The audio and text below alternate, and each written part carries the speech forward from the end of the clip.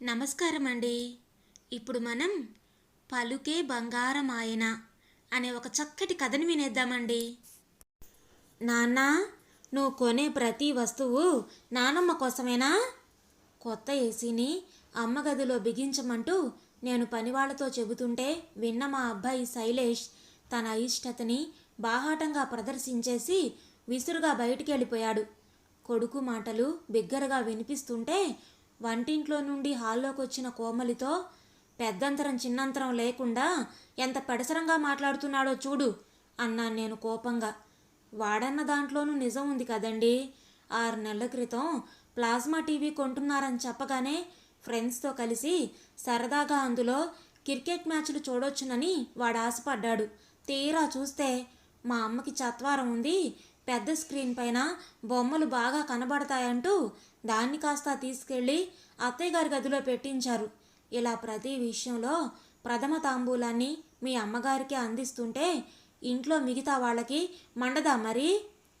ఓ పక్కన కొడుకుని సమర్థిస్తూనే పనిలో పనిగా తన అక్కసుని వెల్లడించింది మా ఆవిడ. నా చిన్నతనాన్నే నాన్న చనిపోతే ఎన్నో ప్రయాసలు కోర్చి పెంచి పెద్ద చేసిన మా అమ్మకి ఈ మాత్రమైన సౌకర్యాన్ని కల్పించడం కొడుగ్గా నా విధి. అది మాత్రమే కాదు కోమలి, అమ్మ గదిలోనే అన్ని ఏర్పాట్లు ఉంటే అమ్మకి ఇక గది దాటి బయటకు వచ్చే అవసరం ఉండదు. దాంతో ఆవిడ ప్రాణానికి హాయిగా ఉంటుంది, నీకు వెసులుబాటుగా ఉంటుంది. చీటికి మాటికి అమ్మ హాల్లో తచ్చాడుతూ ఉంటే నీ ప్రైవసీకి ఇబ్బంది కలిగిందని చిర్రుబుర్రులాడుతూ కంప్లైంట్ చేసేది నువ్వేగా, కాదంటావా? ఆ మాట నిజమేలేండి.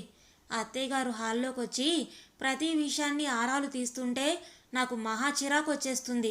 పోనీ ఆవిడ అంతటితో ఆగినా సర్దుకుందును, కానీ అక్కడే సోఫాలో కూర్చొని నా కోసం వచ్చే ఫ్రెండ్స్ అందరితోనూ బాతా కని పెట్టుకుంటారు.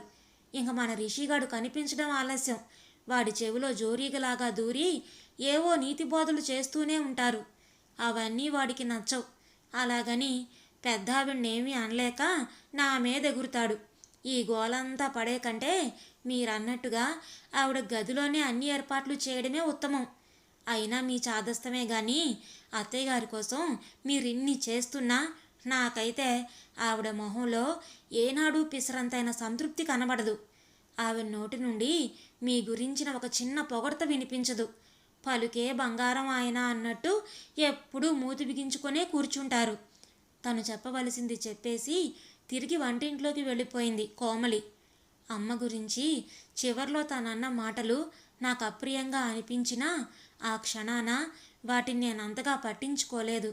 అయితే ఏసీ ఫిట్ చేయడం పూర్తయ్యాక అమ్మ గదిలోకి వెళ్ళి రిమోట్తో టెంపరేచర్ సెట్ చేసి మలయ మారుతంలా వీచిన చల్లగాలిని ఆస్వాదిస్తూ, అమ్మా, ఏసీ బాగా పనిచేస్తుంది కదూ అన్న నా మాటలకి అవునన్నట్లుగా కేవలం తలాడించి ఊరుకున్న అమ్మ మోములో నేనాశించిన ఆనందం కనిపించినప్పుడు మాత్రం అమ్మ గురించి కోమలి చేసిన వ్యాఖ్యానంలో నిజం లేకపోలేదనిపించింది. ఆ తర్వాత మాట్లాడేందుకు ఇంక ఏమీ లేదన్నట్టుగా నిర్లిప్తంగా టేబుల్పై ఉన్న భగవద్గీతని అందుకుంటున్న అమ్మతో సంభాషణని పొడిగించడం ఇబ్బందిగా తోచి అక్కడి నుండి బయటకు వచ్చేసి హాల్లో సోఫాలో కూర్చున్నాను. నేను హాల్లోకి రావడం చూసిన కోమలి, ఏమండి, మన ఇంటికి కొత్త ఏసీ వచ్చిన శుభ సందర్భంలో మీకు ఇష్టమైన గులాబ్ జామ్ చేశాను, తినండి అంటూ చేతికివ్వగా అందుకొని తినబోతూ, అమ్మకి ఇచ్చావా కోమలి అని అడిగాను. ఆవిడకి పెట్టకపోతే మీరు ఊరుకుంటారా మహానుభావా? ఆ గదిలోకి ముందుగా సప్లై చేశాకే మీకు ఇస్తున్నానులేండి కాస్త కినుగ్గా అంది కోమలి. ఏ మాటకు ఆ మాటే చెప్పాలి. అప్పుడప్పుడు కోమలి నాపైన అమ్మపైన చెనుకుల్ని విసురుతుందే గాని అమ్మకి ఏ విషయంలోనూ లోటు రానియదు. అందుకే తన పైన అమితమైన ప్రేమ పొంగుకు రాగా, శిల్పారామం చూడాలని ఎప్పటినుండో అడుగుతున్నావుగా, త్వరగా తయారైరా వెళ్ళొద్దాం అనగానే కోమలి మొహం 1000 వాట్ల బల్బులా వెలిగిపోయింది. ఇదిగో ఇప్పుడే చిటికలో వచ్చేస్తాను అంటూనే నా బుగ్గపైన గట్టిగా ముద్దు పెట్టేసి బెడ్రూంలోకి పరిగెత్తింది. తనంతే అల్ప సంతోషి, చిన్న చిన్న వాటికే సంబరపడిపోతుంది. ఆ ఆనందాన్ని అప్పటికప్పుడే ఇలా ఏదో ఒక చర్య ద్వారా ప్రదర్శించేసి నా మనసును దోచుకుంటుంది. అమ్మ కూడా ఎప్పుడు అలా మౌనంగా ఏదో కోల్పోయిన దానిలా నిర్వేదంగా ఉండకపోతే అప్పుడప్పుడైనా కోమలిలాగా చక్కగా తన సంతోషాన్ని మాటల్లోనో చేతల్లోనో వ్యక్తం చేస్తే బాగుండును కదా. శిల్పారామంలో చూడవలసినవన్నీ చూసేసి ఇంటికి బయలుదేరుతూ ఉండగా హఠాత్తుగా వెనక నుండి నా భుజం మీద చెయ్యి పడ్డంతో ఉలిక్కిపడి చూస్తే అక్కడ నా చిన్ననాటి స్నేహితుడు కనిపించాడు. అరే కిరీటి, నువ్వేమిట్రా ఇక్కడ అంటూనే ఆనందంగా వాణ్ణి కౌగిలించుకున్నాను. చెన్నై నుండి ట్రాన్స్ఫర్ మీద ఇక్కడికి వచ్చి 2 నెలలైంది సాయి. ఆఫీస్ పనుల్లో బిజీగా ఉండడం వల్ల ఇంతదాకా నిన్ను కలవలేకపోయాను. వీలు చూసుకొని మీ ఇంటికి రావాలనే అనుకుంటున్నాను. ఇంతలో ఇలా కలిసాం. అన్నట్టు మా ఇల్లు ఇక్కడికి దగ్గరలోనే ఉంది. నాతో పాటు మా ఇంటికి రండి. అమ్మ ఎప్పుడూ మిమ్మల్ని గుర్తు చేసుకుంటూనే ఉంటుంది అన్నాడు కిరీటి. అలాగేరా అంటూనే కోమలి వైపు తిరిగి, కోమలి, వీడు నా ఫ్రెండ్ కిరీటి. మేం తణుకులో ఉన్నప్పుడు మావి పక్కపక్క ఇళ్ళు. వీడు నేను అక్కడ 6 ఏళ్ళు కలిసి చదువుకున్నాం. తను మన పెళ్ళికి కూడా వచ్చాడు అంటూ పరిచయం చేశాను. ఆ తర్వాత కిరీటితో కలిసి వాళ్ళ ఇంటికి బయలుదేరాము. చెప్పుల్ని ఓ వారగా వదిలి హాల్లోకి అడుగు పెట్టగానే అక్కడ సోఫాలో కూర్చున్న యశోద పిన్నిని వెంటనే గుర్తుపట్టాను. అమ్మా, ఎవరొచ్చారో చూడు అన్న కిరీటి మాటలకి కళ్ళజోడు సరిచేసుకొని నా మొహంలోకి 2 క్షణాల పాటు తేరిపారా చూశాక, ఎవరది? సాయిరాం కదూ, చాన్నాళ్ళకు కనిపించావు. బాగున్నావా బాబు? ఇందిరక్క ఎలా ఉంది అంటూ ఆప్యాయంగా పలకరించింది యశోద పిన్ని. అందరం బాగున్నాం పిన్ని, నువ్వెలా ఉన్నావు? నాకే నిక్షేపంలా ఉన్నాను. బంగారం లాంటి కొడుకు, నెత్తిని పెట్టుకొని చూసుకునే కోడలు పిల్ల, ముద్దులు మూటకట్టే మనవరాలు అంటూ నిండుగా చెప్పిన పిన్ని కళ్ళల్లో కనిపించిన సంతృప్తికి నాకు చాలా సంతోషం వేసింది. అమ్మ కళ్ళల్లో ఇటువంటి ఆనందం ఎందుకు కానరాదో.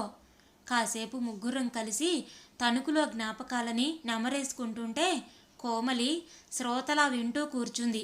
ఇంతలో సడన్గా ఏదో గుర్తుకు రాగా, ఎరా కిరీటి, ఈవేళ శిల్పారామం మేనేజర్ని కలవాలన్నావుగా, కలిసావా అన్న పిన్ని ప్రశ్నకి, ఆ పని పూర్తి చేసుకొని తిరిగొస్తుంటేనే అనుకోకుండా అక్కడ మన సాయి కనిపించాడమ్మా అని చెప్పాడు కిరీటి. ఆ తల్లి కొడుకుల సంభాషణ నాలో ఆశ్చర్యాన్ని నింపింది. కిరీటి తన ఆఫీస్కి సంబంధించిన విషయాల్ని కూడా తల్లితో చెప్పుకోవడం చిత్రంగా అనిపించింది.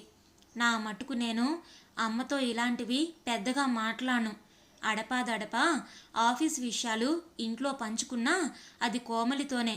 అయినా ఒక తరం వెనక మనిషి అయిన అమ్మకి నా ఆఫీస్ విశేషాలు చెప్తే మాత్రం అర్థమవుతాయా పాడా?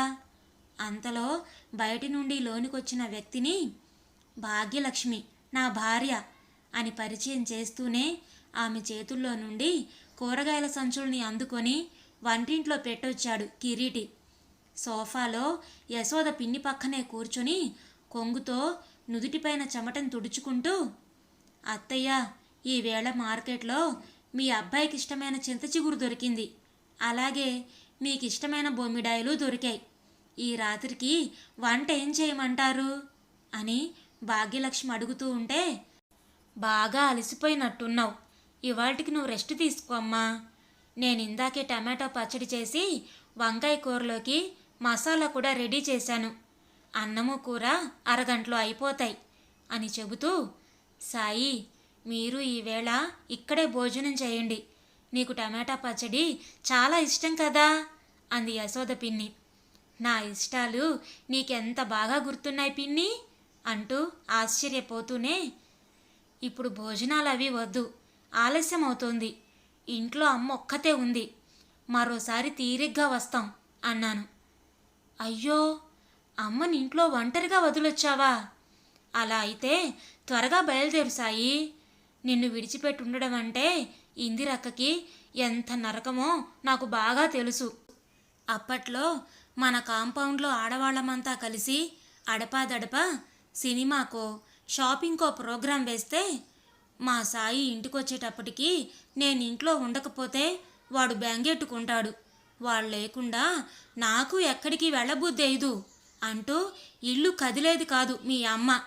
ఎప్పుడైనా పొరపాటునొచ్చినా ముళ్ళపైన ఉన్నట్టుగా ఉండి కాసేపటికే ఇంకా మా సాయి ఇంటికొచ్చే టైం అయింది అంటూ ఉరుకులు పరుగుల మీద వెళ్ళిపోతూ ఉండేది. దాని పంచ ప్రాణాలు నువ్వేరా. నువ్వు మీ అమ్మ కళ్ళెదుట మసులుతూ 4 మాటలు దాంతో నవ్వుతూ మాట్లాడితే చాలు, దాని మనసు పొంగిపోతుంది. మీరింటి నుండి బయలుదేరి ఎంతసేపు అయిందో ఏమో. త్వరగా వెళ్ళు బాబు.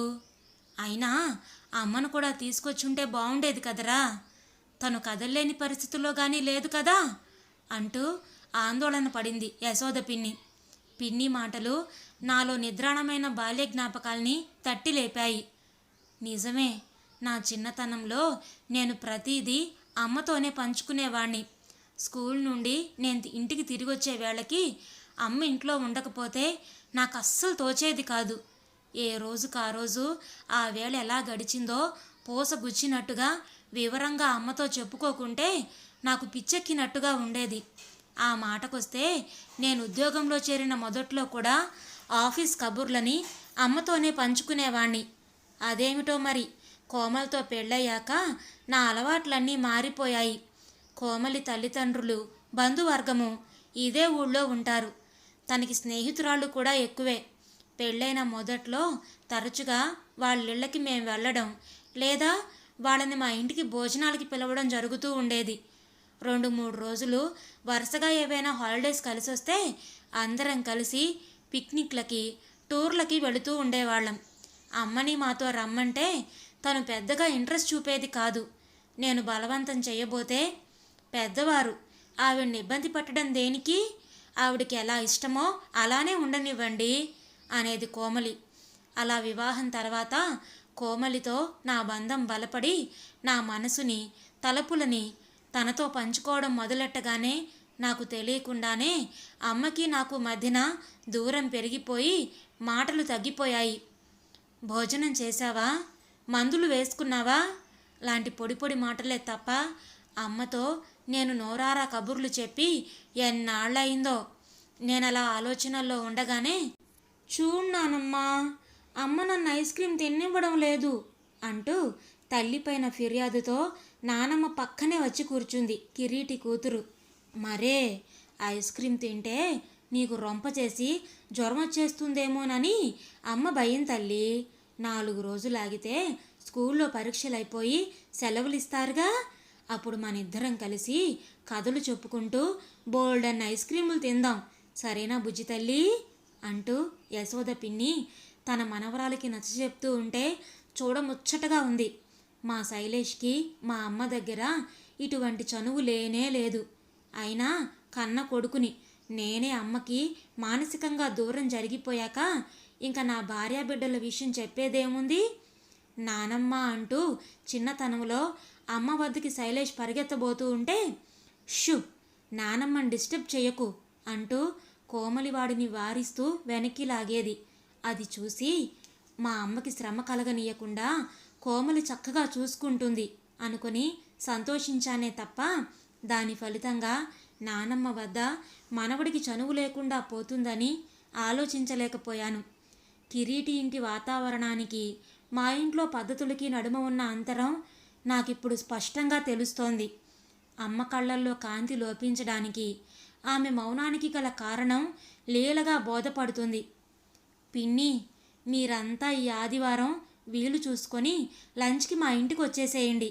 మిమ్మల్ని అందరినీ చూసి అమ్మ చాలా సంతోషిస్తుంది అని చెప్పి ఆ తర్వాత కోమలితో కలిసి బయటకు వచ్చేస్తూ ఉంటే మాతో పాటు తను గేటు దాకా వచ్చాడు కిరీటి. కిరీటి, నువ్వు పిన్నిని చూసుకుంటున్న తీరు అభినందనీయం. పిన్ని కళ్ళల్లో కనిపించే మెరుపే దానికి సాక్ష్యం అంటూ వాణ్ణి మనస్ఫూర్తిగా అభినందించాను. భలే వాడివి సాయి, అమ్మని సంతోషపెట్టేందుకు నేను ప్రత్యేకంగా చేస్తున్నదేమీ లేదు. నా ఎరుకలో చాలామంది వాళ్ళ తల్లిదండ్రుల కోసం అన్ని వస్తువులతో కూడిన ప్రత్యేకమైన గదుల్ని ఏర్పాటు చేయడం నాకు తెలుసు. నా ఆర్థిక పరిస్థితి దృష్ట్యా నేను అమ్మ కోసం అలాంటి సౌకర్యాలేవి అమర్చలేకపోయాను అన్న విషయం నన్నెప్పుడూ బాధిస్తూనే ఉంటుంది. అదే మాట అమ్మతో అంటే, అందరు కొడుకుల్లా నువ్వు నీ ఇంట్లో ప్రత్యేకమైన గదిని ఇవ్వకపోతే ఏమిటి? నీ గుండెల్లో నాకు ప్రత్యేకమైన చోటునిచ్చావు, అది చాలదు ఈ అమ్మకి? కృష్ణ రామ అంటూ ఇంట్లో ఓ మూలన పడుండే ముసలమ్మతో మాటలేమిట్లే అనుకోకుండా ప్రతిరోజు వీలు చూసుకొని నా దగ్గర కూర్చుని నీ కష్టం సుఖం చెప్పుకుంటావు, నా సలహాలు అడుగుతావు. నేను నోరు తెరిచి చెప్పకుండానే నా అవసరాలు తెలుసుకుంటావు. అడ్డాల నాడు బిడ్డలు కానీ గడ్డాల నాడా అన్నట్టు కాకుండా ఇప్పటికీ చిన్ననాటి కిరీటిలాగే నాతో మసులుకుంటావు. ఏ తల్లికైనా ఇంతకంటే కావలసిందేముంటుందిరా అంటుంది అమ్మ. నిజమే కదా సాయి, ఇంట్లో పెద్దవాళ్ల ఉనికిని గుర్తించి నోరారా పలకరిస్తే చాలు పొంగిపోతారు. అనుభవంతో వాళ్ళకి తోచిన సలహా ఇస్తారు. వాళ్ళ పెద్దరికానికి మనం పిసరంత గౌరవాన్ని ఇస్తే దాన్నే వాళ్ళు కొండంత పెన్నిదిగా భావిస్తారు. కొత్తగా మన జీవితంలోకి అడుగుపెట్టిన భార్యాబిడ్డల మోజులో పడి పెద్దవాళ్ళని నిర్లక్ష్యం చేయకుండా మన కుటుంబంలో సభ్యులుగా వాళ్ళని కలుపుకుపోవడాన్ని మించి వాళ్ళు కోరుకునేదేముంటుంది? సాయి, నా అదృష్టం కొద్దీ నా భార్యకి పెద్దల పట్ల గౌరవం ఉంది. అందుకే అమ్మతో కోడల్లా కాకుండా కూతుర్లా మసులుకుంటుంది. కిరీటి మాటలు నా మనసుని చెల్లుమని తాకాయి. అమ్మ విషయంలో నేను చేస్తున్న అపరాధం ఏమిటో నాకిప్పుడు పూర్తిగా అర్థమైంది. చిన్నతనం నుండి నన్ను వృద్ధిలోకి తీసుకురావడమే ధ్యేయంగా బ్రతికిన అమ్మకు నా ఇంట్లో సకల సదుపాయాలతో ఒక గదిని ఏర్పాటు చేయడంతోటే నా బాధ్యత పూర్తయిందని భావించడం ఎంత అవివేకం! యశోద పిన్నికి మళ్ళీ హాల్లో నిండుగా కూర్చుని ఇంట్లో అన్నింటా తానే ఉండవలసిన అమ్మని ఒక్క గదికే పరిమితం చేయడం అంటే ఆకాశంలో హాయిగా విహరించే పక్షిని పంజరంలో బంధించినట్లేగా.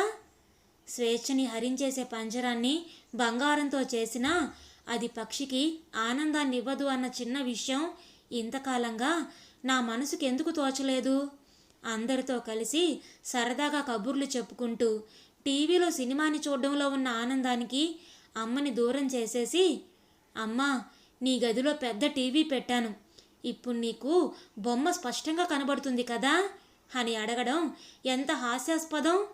నిజమే, కిరీటి చెప్పినట్టుగా అమ్మని ప్రత్యేక అతిథిలా కాకుండా కుటుంబంలో భాగంగానే చూసుకోవాలి. ఏ తల్లైనా కోరుకునేది అదే. అలా కాకుండా కేవలం ఆధునిక సౌకర్యాలన్నీ అమర్చేసి సరదాలని సంతోషాలని తన సమయాన్ని భార్యాబిడ్డలతోనే పంచుకునే నాలాంటి కొడుకు సమక్షం ఏ తల్లికి మాత్రం సంతృప్తినిస్తుంది? డబ్బుతో లభించే సౌకర్యాలే మనిషికి సంతోషాన్ని ఇచ్చేటట్టయితే ఈ భూమి మీద ఉన్న సంపన్నుల తల్లిదండ్రులంతా చాలా సంతోషంగా ఉండాలి. విదేశాల్లో స్థిరపడి అక్కడ సంపాదించిన డాలర్లతో ఇక్కడ సకల సౌకర్యాలని అమర్చిపెట్టిన పిల్లల తల్లిదండ్రులు మరింత ఆనందంగా ఉండాలి. కానీ వాళ్ళెవ్వరూ అలా ఉండడం లేదే. సౌకర్యాల ద్వారా కలిగే హాయి కేవలం మేనునే తప్ప మనసుని తాకదు. ఎన్నాళ్ళ నుండో నన్ను వేధిస్తున్నా అమ్మ ఎందుకు సంతృప్తిగా ఉండడం లేదు అన్న ప్రశ్నకి సమాధానం ఈవేళ దొరికింది. బుద్ధుడికి బోధి వృక్షం కింద జ్ఞానోదయం జరిగినట్టుగా కిరీటి ఇంట్లో నా జ్ఞాననేత్రాలు తెరుచుకున్నాయి. ఇకపై అమ్మ కళ్ళల్లో వెలుగుని, ఆమె గుండెల్లో సంతృప్తిని ఎలా నింపాలో అర్థమవగా ద్విగుణీకృతమైన ఉత్సాహంతో వడివడిగా ఇంటివైపు అడుగులు వేశాను. ఇంటికి చేరుకున్న వెంటనే అమ్మ గదిలోకి వెళ్ళి అమ్మ భుజాల చుట్టూ చేతులు వేసి హాల్లోకి తీసుకొచ్చి సోఫాలో కూర్చోబెట్టి పక్కనే కూర్చుని, అమ్మా ఈవేళ యశోద పిన్ని కిరీటి కలిశారు అంటూ అక్కడి కబుర్లని ఒక్కొక్కటే పోసగుచ్చినట్టుగా వివరిస్తూ ఉంటే మెరుస్తున్న కళ్ళతో నా వైపే చూస్తున్న అమ్మ ముఖంలో అద్వితీయమైన సంతృప్తి, నాలోనూ అదే ఆనందం పొంగి పొర్లగా నాకు తెలియకుండానే చిన్ననాటి సాయినైపోయి అమ్మ ఒళ్ళో తలపెట్టుకున్నాను. పోగొట్టుకున్న పెన్నిది తిరిగి పొందిన అనుభూతితో నా మనసంతా నిండిపోయింది. విన్నారు కదండి, ఈ కథ మీకు నచ్చిందా? నచ్చితే లైక్ చేయండి, షేర్ చేయండి. అలాగే మీ విలువైన అభిప్రాయాలను కామెంట్స్లో తప్పకుండా తెలియచేయండి. ఇలాంటి మరెన్నో మంచి మంచి కథలు వినడానికి మన ఛానల్ని తప్పకుండా సబ్స్క్రైబ్ చేసుకోండి. మరొక మంచి కథతో మళ్ళీ కలుద్దాం. అప్పటి వరకు ఉంటానండి.